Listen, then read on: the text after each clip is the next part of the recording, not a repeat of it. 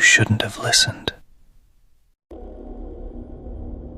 We bought the place in late October, when the trees were already starting to look tired, and the air had that sharp, clean edge that makes you believe you can restart your whole life just by changing your address. It sat at the end of a gravel lane outside a small town you'd pass through without noticing if you weren't looking for it. One-story ranch, unfinished basement, a detached garage that leaned slightly, a yard that had been swallowed by years of weeds and vines. The listing photos looked like somebody's idea of a project. Dusty sunlight, old paneling, carpet stains, a kitchen that hadn't been touched since the early 90s. Emily loved it immediately. She had that look people get when they're picturing the after, when the bones of a place speak louder than what's rotting on top. I was the cautious one, the one who kept talking about inspection reports and water damage and hidden costs. Still, I could see what she saw. The rooms were simple. The layout made sense. The windows faced the right direction. The lot backed up to a thin stretch of woods that turned into farmland. The seller's agent told us it had been empty for a while. That phrase gets used like it means a handful of years. In this case, it meant nearly a decade. The owner had passed. The kids lived out of state. The house sat while paperwork and resentment and indifference played tug-of-war. It changed hands once, then sat again. The town didn't care. Nobody came out here unless they had a reason. By the time we moved our tools in, the place smelled like old drywall and cold air. There were mouse droppings in the corners. The basement had that damp concrete smell that lives in your throat. The heat worked, technically, but the furnace sounded like it was clearing its lungs every time it kicked on. The water ran brown for the first 30 seconds. None of that scared me. It felt normal for a neglected house. You strip, you clean, you replace. You improve. You bring it back. We weren't trying to flip it. We wanted to live there. Emily had taken a job at the regional hospital, and my work let me stay remote. We wanted space and quiet and a mortgage that didn't feel like a sentence. We told ourselves we were being practical. The first week was demolition. We ripped out carpet, pulled old baseboards, took down some warped paneling in the living room. We wore masks and worked late into the evenings because it was exciting. You make progress fast at the start. You can see it. The house stayed cold no matter what we did. The furnace ran, the vents blew warm air, but the rooms never held it. Emily kept saying the insulation was probably shot. The windows needed new seals. I agreed. I made lists. I priced materials. Our bodies started reacting before our minds did. That happened so quietly, I didn't notice it as a change. It began with the living room. We cleared it first because it was the largest space and the easiest win. The old carpet came up in one piece, stained and stiff. Under it, the subfloor had dark marks near the fireplace, and I spent a whole afternoon with a scraper and a shop vac getting it clean enough to move on. Emily sanded the old mantle, humming under her breath, hair tied up, face dusty. It felt like a regular Saturday. It felt like a couple building something. That night, after we showered and ate, we went back into the living room to admire our work.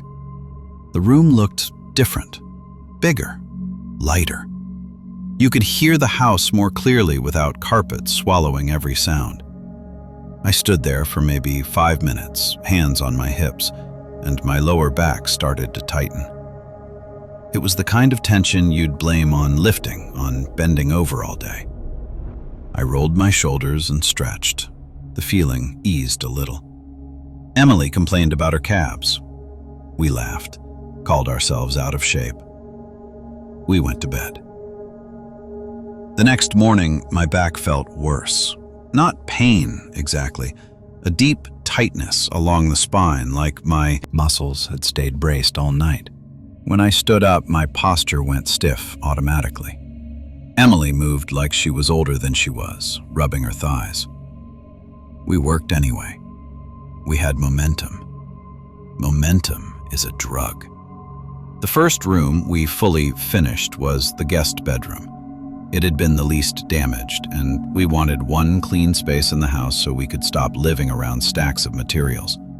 We patched small holes, painted the walls, replaced the light fixture, put in a new outlet cover. It looked good. It looked normal.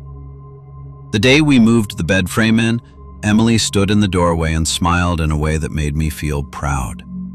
We brought in clean sheets, hung a curtain, placed a small lamp on the nightstand. A real room again. That night, neither of us wanted to go in there. It hit us at the same time. I was standing in the hall holding the folded comforter, and Emily was behind me with a pillow tucked under her arm. We both paused on the threshold like we'd reached a boundary line. "What?" she said, smiling like I was being dramatic. "Nothing," I told her. I stepped inside. The room felt smaller than it looked. The air had pressure to it. You know how a room feels right after you close all the windows and turn on the heat? That slight thickness? It felt like that, even though the window was cracked and the heat hadn't been running long. Emily set the pillow down and rubbed her arms. "This room's cold," she said. I checked the vent. Warm air flowed. The room held cold anyway.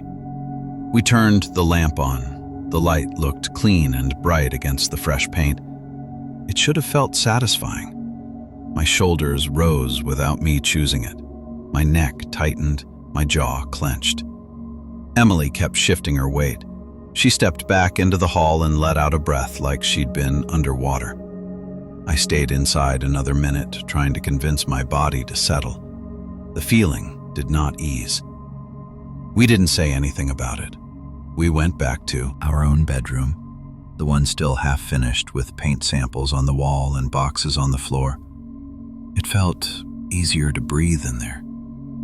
I told myself it was new paint smell, even though we'd used low VOC paint and the room didn't smell like anything. I told myself it was the cold snap. I told myself it was stress. That explanation held for about 2 more days. Then the kitchen happened. The kitchen wasn't even finished. We'd only cleared the counters and scrubbed the cabinets. Emily had started painting the lower cabinets, and we'd replaced 2 broken tiles near the sink. Small improvements, not a full renovation. I walked in one morning, half awake, and felt my stomach turn. The countertops were clean. Too clean. The tools we'd left out the night before were gone. The paint tray was washed. The drop cloth was folded neatly and stacked. Emily came in behind me and stopped cold. "Did you do this?" she asked. "No," I said. We both stood there looking at it, the kitchen like it was a photograph of itself. There was nothing missing, nothing stolen, nothing in the wrong place. The room had simply been reset. Emily checked the cabinets. Everything we'd moved was in its proper home. The dish soap, the sponges, the cleaning supplies. Even the bag of screws we'd left by the stove was back in the toolbox. We didn't have a talk about intruders. We didn't jump straight to paranormal. We went through the most boring options first, because that's what you do when you're trying to keep your life from feeling ridiculous. Maybe one of us did it and forgot. Maybe we were more tired than we thought. Maybe we'd gotten into a habit of cleaning absent-mindedly. Emily looked at me and said, "I was asleep by 10. I had been asleep by 10 too. We shrugged. We made coffee. We started working. By the afternoon, the kitchen felt wrong. I leaned over the sink to rinse a paintbrush and my wrists started to ache. A specific ache, like my joints were being held at an angle too long. I changed how I stood and the ache followed. My feet began to burn, a slow, hot sensation in the arches. Emily swore under her breath and sat down hard at the table. "My legs," she said. "What is that?" "Probably from yesterday," I told her. She shook her head. This is different. We took a break. We went outside and walked the yard, cold air hitting our faces. The discomfort eased. When we came back inside, it returned as soon as we stepped into the kitchen. It felt like the room pressed up against us. We started noticing it in the other completed spaces too. The guest bedroom, the living room once it was cleared, the hallway after we replaced the light fixture and painted the trim. It followed the same rule. The more finished a room became, the less our bodies wanted to occupy it. It wasn't dramatic. It didn't knock us down. It didn't make us run screaming. It made us adjust without thinking. Standing in doorways instead of stepping fully inside. Getting in and out quickly, holding your breath without noticing you're doing it, keeping your shoulders high, avoiding sitting. After a while, we stopped trying to fight those instincts. We worked in short bursts and retreated to unfinished spaces where the air felt looser. Our own bedroom stayed safe longest because it was the messiest. Tools stacked, paint cans open, the closet doors off their hinges. It looked half-built. It felt livable. The house rewarded incompletion. That sentence sounds crazy to write. It sounds like I'm giving personality to drywall and studs. Still, that's exactly how it behaved. We started leaving things undone on purpose. At first, it was accidental. We'd get tired and say we'd finish tomorrow. Then we noticed how much better the room felt when we left a project mid-step. One day, we painted a section of hallway and ran out of paint. We planned to go buy more after dinner. That night, the hallway felt normal. The air moved, our bodies relaxed. The next day, we bought paint and finished the job. Within hours, the hallway felt tight again. My shoulders rose every time I walked through. Emily's calves would cramp after standing there too long. We said nothing to each other for a long time because saying it out loud felt like making it real. We kept trying to rationalize it in parallel, each in our own head. We blamed ventilation. We bought a CO detector and placed it in the hall. It read normal. We bought an air quality monitor. It read fine. We checked for mold. We found some in the basement and treated it, sealed cracks, ran a dehumidifier. The house still held itself differently in finished rooms. By mid-November, the work shifted from demolition to building. New drywall in one section, new flooring in the living room. We installed recessed lighting in the kitchen. We stayed on schedule. We congratulated ourselves. Then our sleep started changing. It started with muscle soreness. I'd wake up with my shoulders aching like I'd been holding tension for hours. Emily woke up with bruises on her thighs the color of deep plums. She showed me one morning, lifting her pajama shorts with a confused, angry look. "I didn't hit anything," she said. They looked like finger bruises. The shape made my stomach tighten. I didn't say it. I nodded and told her she probably bumped into a corner while carrying something. She stared at me for a long beat. She knew the same thing I did. After that, I started checking my own body every morning. I found bruises too. One on my hip, one on my upper arm. Nothing that hurt much, nothing that looked like an injury you'd go to urgent care for. Marks that implied contact, pressure, being handled. We installed cameras, 2 cheap indoor cameras pointed toward the hallway and living room. Not because I believed I'd catch something with glowing eyes, because I needed proof that I wasn't losing pieces of time. The first few nights were dull. We slept, we shifted, we got up to use the bathroom. The cameras showed normal, no intruder, no footsteps, no obvious event. Then, one night, the hallway camera caught something that made my mouth go dry. At 2:18 a.m., the living room lights turned on. Not the lamp, the overhead recessed lights we'd installed, bright, clean white. The room became a stage. Emily and I stayed in bed. Neither of us moved. The camera's microphone picked up a faint sound, a soft scrape like fabric rubbing. The image itself showed nothing moving. The living room was empty. The couch sat in place, a chair by the wall, no person, no shadow. After 7 minutes, the lights turned off. I watched the footage 3 times and tried to find a rational explanation. Power surge, wiring issue, motion sensor. We didn't have motion sensors. The switch was a simple dimmer. I checked the dimmer the next morning. It was in the off position. Emily watched the footage once, then handed me the phone back like it burned. "We did that," she said, voice flat. "What?" "The house. We made it too finished." I wanted to argue. I wanted to pull up code and logic and tell her she was stressed. I had no counter-argument that made sense. We slowed down after that. We stopped working in the living room at night. We kept doors open between rooms because closed doors made the finished spaces feel too sealed. We left the kitchen cabinets partially unpainted. We left the trim in the hallway half done. The unfinished zones became our safe zones. It worked. The house stayed calmer. The lights stopped turning on by themselves. The bruises appeared less often. Emily relaxed a fraction. She started sleeping deeper. She started laughing again. That's why we pushed forward. We convinced ourselves we'd found a balance. We told ourselves we'd finish slowly, leaving the house time to adjust to being lived in again. We made jokes about an old building having settling issues. We avoided the deeper question, why should drywall care if it's finished? By early December, the weather turned. The wind came harder. The woods behind the house shifted and creaked at night. The world outside felt sharper, less forgiving. We decided to finish the guest bedroom completely. We needed space for Emily's sister to visit for Christmas.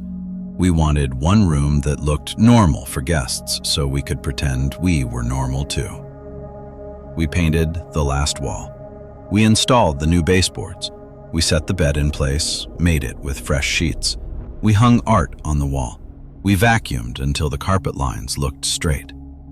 The room looked beautiful. The moment we stepped inside, my throat tightened. Emily froze in the doorway.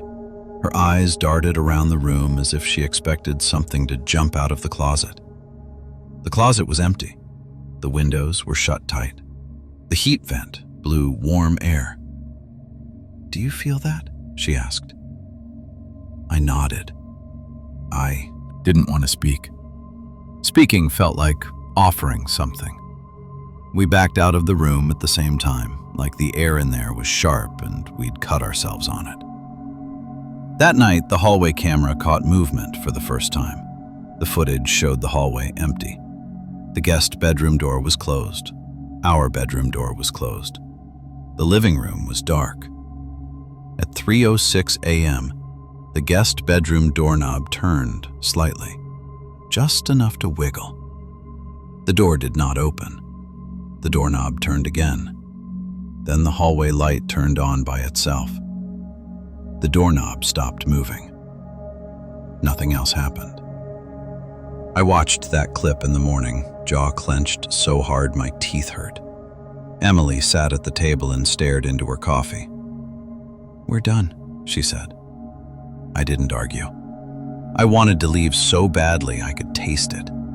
Still, you don't just leave. You talk about money. You talk about projects. You talk about how much work you already put in. We compromised again. We covered the guest bedroom door with a towel hung over the top like some kind of crude curtain, as if blocking the seam would block whatever pressure lived inside. We left the room alone. We told Emily's sister she couldn't stay because the renovation was messy. We made an excuse. We stopped finishing rooms. That should have made the house settle down again. Instead, the house began finishing things itself. It started small. The kitchen tools we left out would be put away. The drop cloth would be folded. The paintbrushes would be cleaned. We'd come home from a supply run and find the room reset into that clean, staged feeling. At first, it felt helpful. That reaction lasted a day.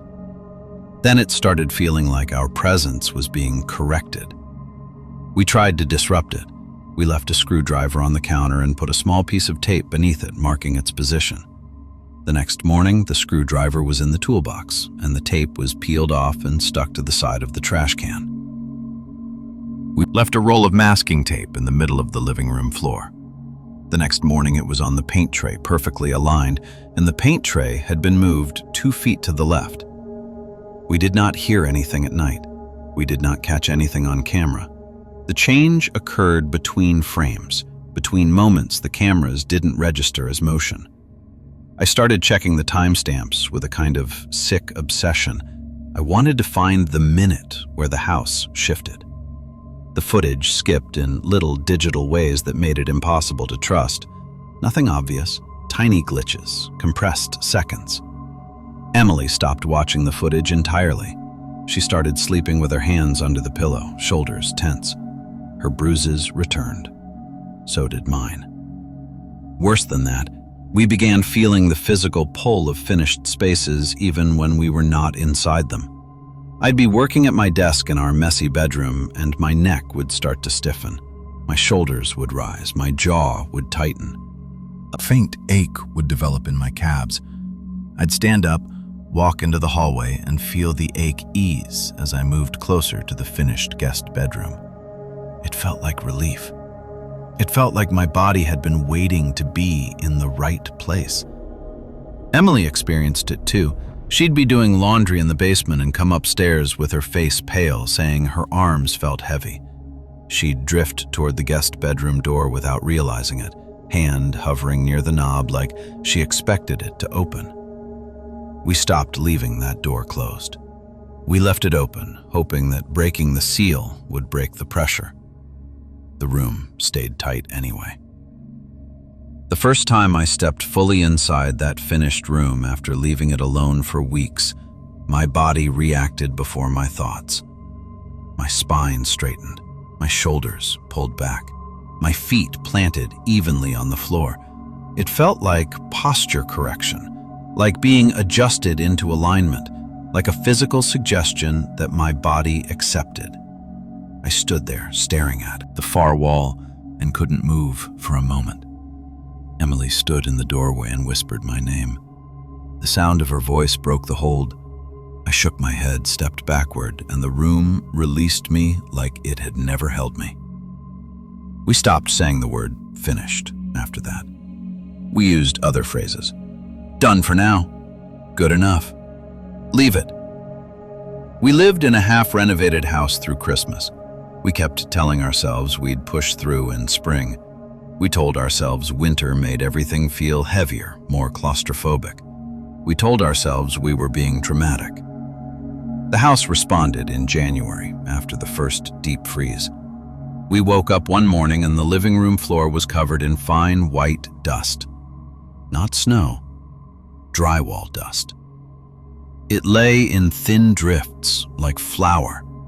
It was concentrated in a line that ran from the living room toward the hallway and stopped at the guest bedroom door. My stomach turned. I followed the dust to the guest bedroom. The door was open. The room looked normal. The bed was made. The air felt thick, like always. The dust did not come from the guest bedroom. It came from the living room wall. A section of drywall near the corner had been sanded, cleanly, smoothly. The surface looked as if someone had taken a sander to it and feathered the edges. We had not sanded that wall. We had planned to patch a small area there in spring.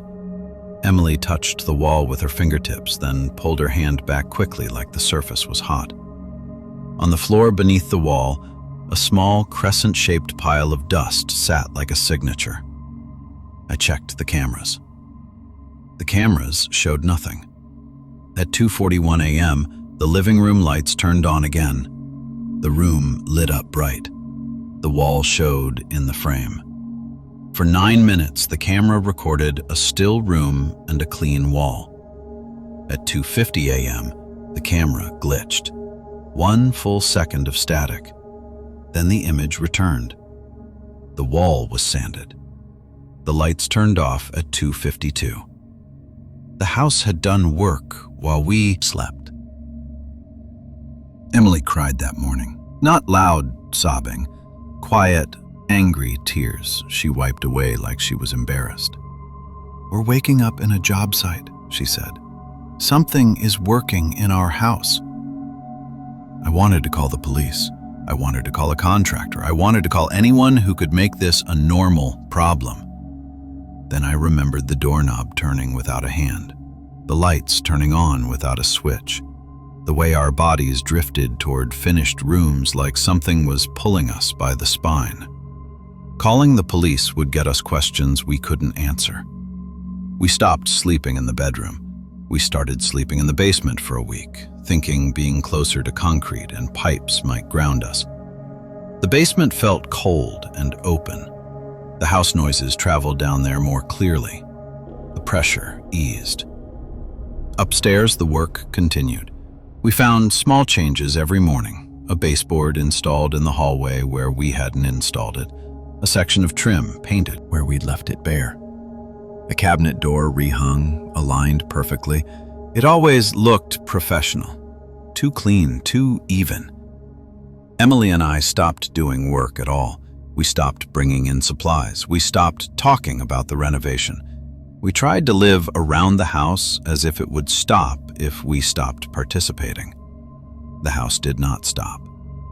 It increased. One morning, the guest bedroom was rearranged. The bed had been moved 6 inches to the left, perfectly centered under the window. The nightstand had been shifted to match. The lamp was placed precisely in the middle of the table, cord hidden neatly behind. It looked like a staged room. Emily stood in the doorway, hands covering her mouth, eyes wet. I walked in and felt my posture snap into that corrected alignment again. My feet planted, my shoulders squared, my jaw tightened. The room was telling my body how to hold itself. I forced myself to move anyway. I stepped sideways, then backward, breaking the line. The room released me slowly. We packed that day, not neatly, not carefully. We shoved clothes into bins and grabbed documents and laptops and anything expensive. Emily called her sister and asked if we could stay for a while. Her sister asked why. Emily said there was mold. We left before dusk. We did not look back. We stayed with her sister for 2 weeks, and it felt like being let out of a tight room. The air moved. The house smelled like cooking and laundry and normal life. Emily's bruises faded. Mine did too. We slept hard. We told ourselves we'd go back once we'd rested. We told ourselves we'd bring an inspector, bring a contractor, bring people. We went back on a Saturday morning in February with her sister and her sister's husband in the car behind us. I felt safer with witnesses. I felt stupid too because I didn't know how to explain why I needed them. The house looked normal from the outside. Cold sunlight on siding, snow along the edges of the driveway. No broken windows, no signs of a break-in. Inside, the air hit us like a closed fist. Emily's sister wrinkled her nose. "Smells like new paint," she said. We hadn't painted in weeks. The living room was finished. I stood there and felt my stomach drop. New flooring, clean baseboards, walls patched and painted a soft gray that we had never chosen. The recessed lights were installed evenly and worked when her sister flipped the switch. The room looked like a model home. Her sister laughed softly, impressed. "You guys did this?" Emily didn't answer. I walked across the living room and my calves started to ache. A slow tightening. My posture rose into that same corrected stance without my permission. Emily's sister's husband walked into the guest bedroom and whistled. "This is nicer than mine," he said. I stepped into the guest bedroom and felt the pressure clamp down on me. The air held tight. My spine straightened, my feet planted evenly, my jaw clenched. Emily's sister stood in the doorway and frowned. "Are you okay?" she asked me. I tried to smile. My face felt stiff. Emily stepped in beside me and her shoulders lifted. I saw it happen, her body reacting the same way mine did. Her hand went to her thigh as if she expected pain. Her sister didn't react at all. She walked in and looked around, happy, normal. Her husband sat on the bed and bounced lightly, testing it. That mismatch scared me more than the renovations. The house behaved differently depending on who was inside it. We walked through the rest of the house. The kitchen was finished too. New cabinet doors, painted white, hardware installed. The counters were cleared. The tile was replaced. It looked expensive. It looked impossible. The hallway was painted. The trim was new. The closet shelves were replaced. Every finished room made my body tighten. Emily's breathing went shallow. She avoided looking at the corners. Her sister and husband kept congratulating us, completely unaware that every improvement felt like a trap. In the basement, the dehumidifier was unplugged and placed neatly on the floor, cord coiled perfectly. Emily's sister's husband said, "You should sell this. Somebody would pay for this." Emily grabbed my arm hard enough to hurt. Her fingers dug in like claws. We left within 20 minutes. Outside, Emily leaned against the car and tried to steady her breathing. Her sister kept asking what was wrong. Emily kept saying she was tired, she didn't sleep well, she hated winter. Her sister believed her because the alternative was ridiculous. On the drive back to her sister's house, I stared at the road and tried to make my mind work in straight lines. We had left our house. We had stopped renovating. We had removed our participation. The house had finished itself anyway. I started thinking about the original owner, the decade of emptiness, the long pause. It felt like a building holding its breath for years, waiting for someone to return and complete a process. We were not restoring a neglected home. We were restarting a system that had been halted mid-cycle. That's the only way it made sense. The house had a layout it wanted, a condition it recognized as correct. It resisted our bodies until we moved in ways that matched it. It performed work while we slept, bringing itself closer to some internal template. And the closer it got, the more our bodies reacted, as if the space itself could take hold of posture, muscle, breath, blood. We did the only thing we could think to do.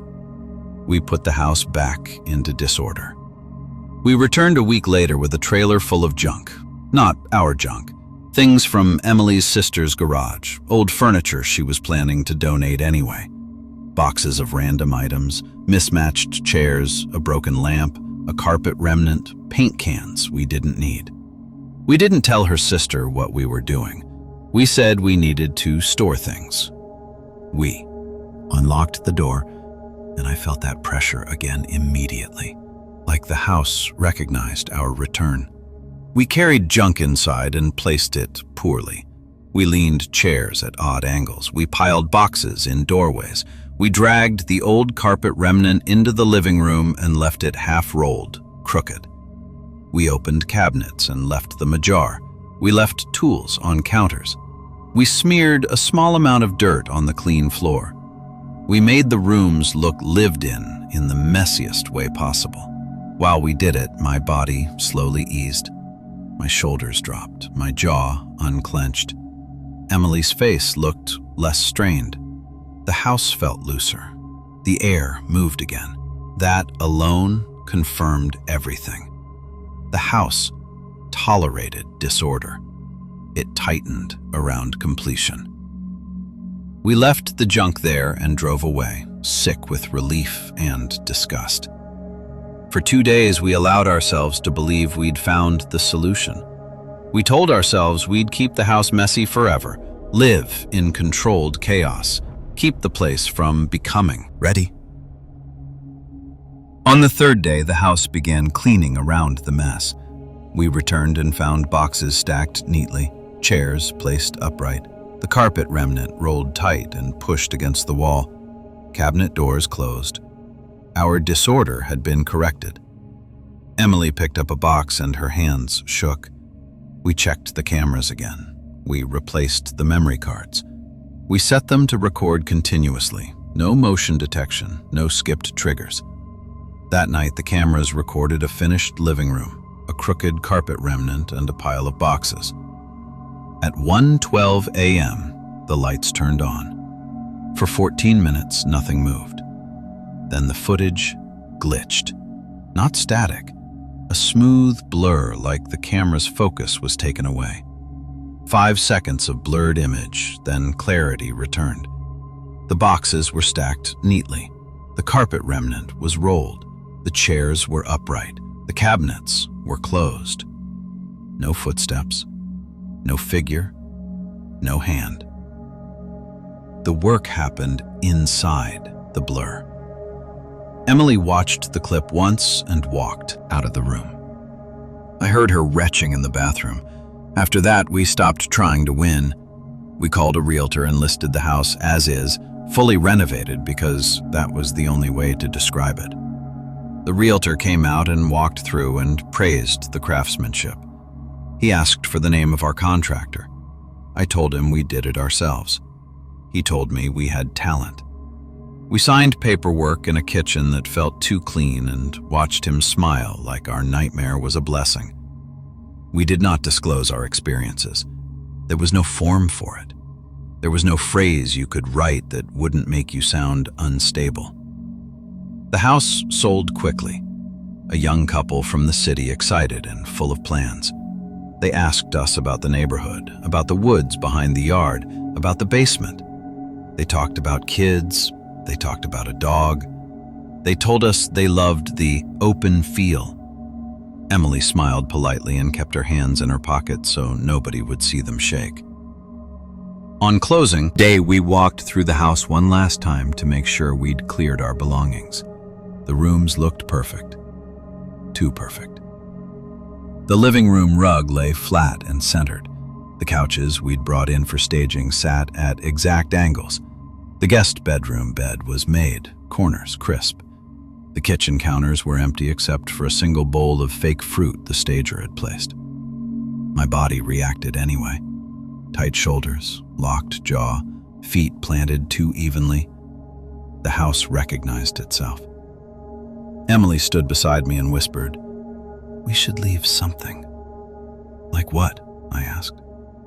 She looked around wildly like she wanted to grab a lamp and smash it.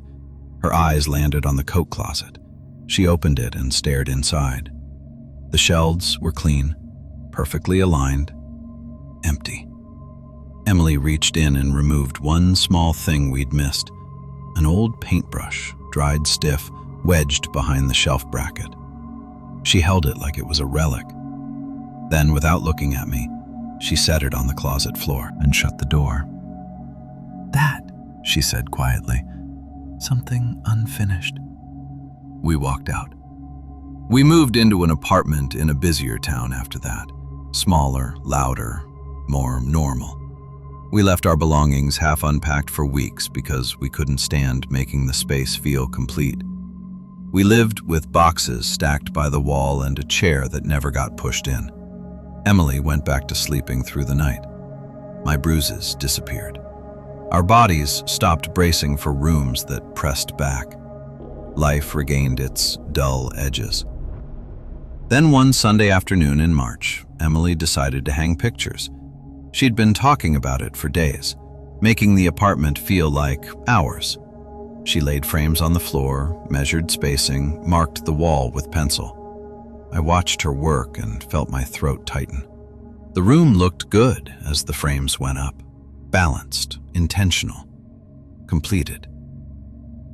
Emily stepped back, smiling, and I saw her shoulders rise the way they had in the finished guest bedroom. She didn't notice. She kept adjusting the frames with careful hands. The air in the room thickened in that subtle way I had learned to recognize. Emily paused, frowning, and rubbed her thigh. "My leg hurts," she said, surprised. I stared at her, and fear slid through me, cold and steady. "What kind of hurt?" I asked. She rubbed again, like she was trying to work it out.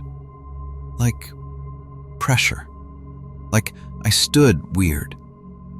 I looked at the wall. The frames hung straight. The spacing was perfect. I walked over and nudged one frame slightly off-center. Just a little, barely noticeable. Emily exhaled like she'd been holding her breath. Her shoulders dropped. She blinked at me. "Why did you do that?" I didn't answer. We left the frame crooked. We leave a lot of things crooked now. I don't know whether the house followed us. That explanation feels too simple. I don't know whether it ever needed to. I know what completion does to me now. I know what my body recognizes before my mind can justify it. Sometimes I walk into a hotel lobby that looks too clean and feel my shoulders rise. Sometimes I step into a model home at an open house and feel my jaw clamp hard. Sometimes I stand in a quiet, finished room and my feet plant too evenly without me choosing it. Emily and I stopped renovating. We stopped doing projects that end in done. We keep small tasks in progress, like leaving a light on in a room nobody uses. It sounds like superstition. It feels like survival. When I think about that house now, the part that still makes my stomach turn has nothing to do with ghosts or stories or anything you can scream about. It had a template.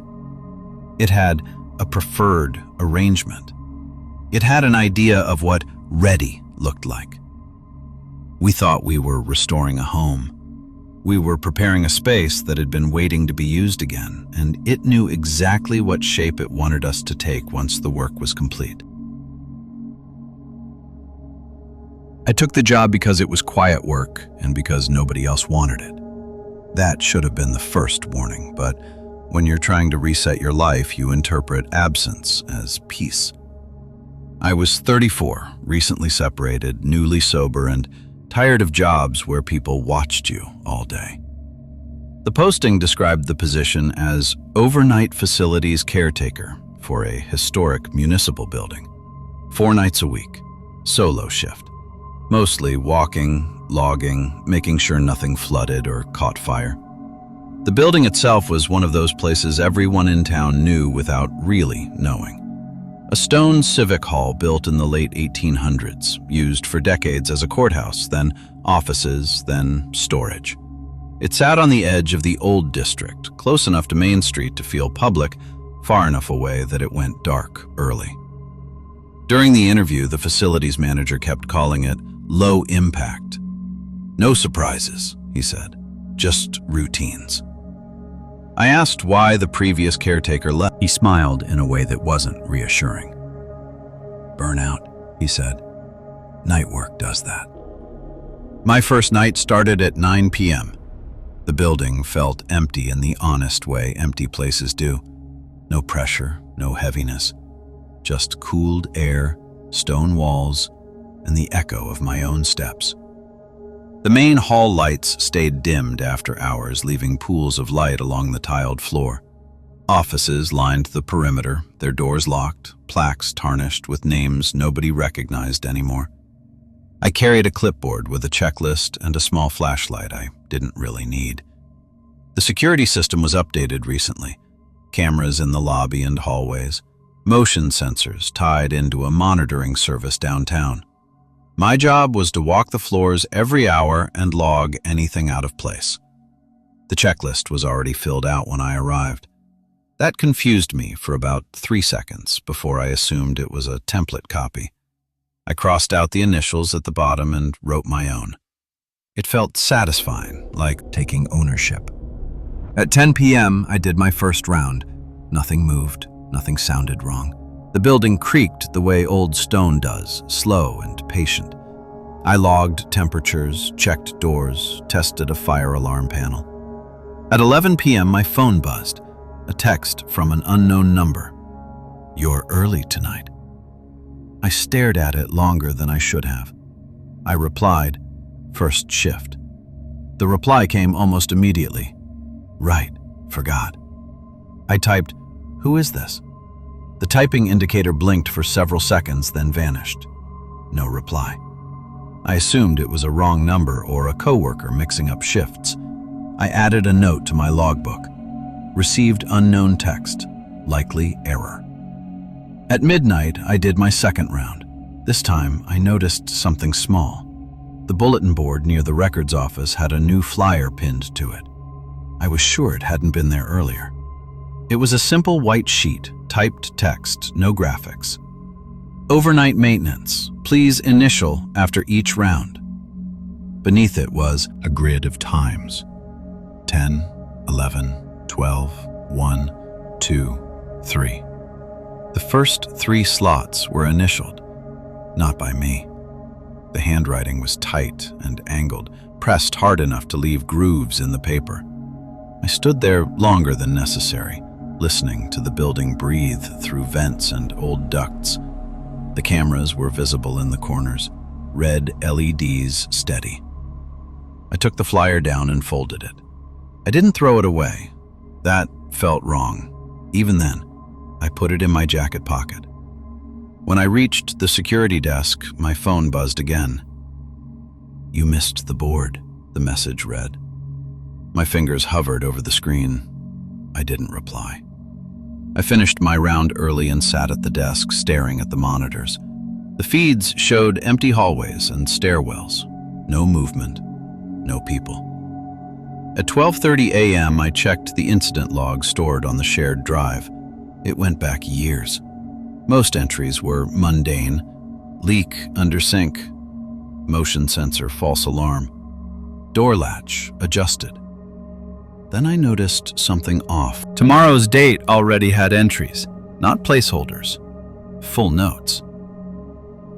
1:14 a.m. West stairwell noise investigated. 1:42 a.m. Lobby lights cycled, no cause found. 2:05 a.m.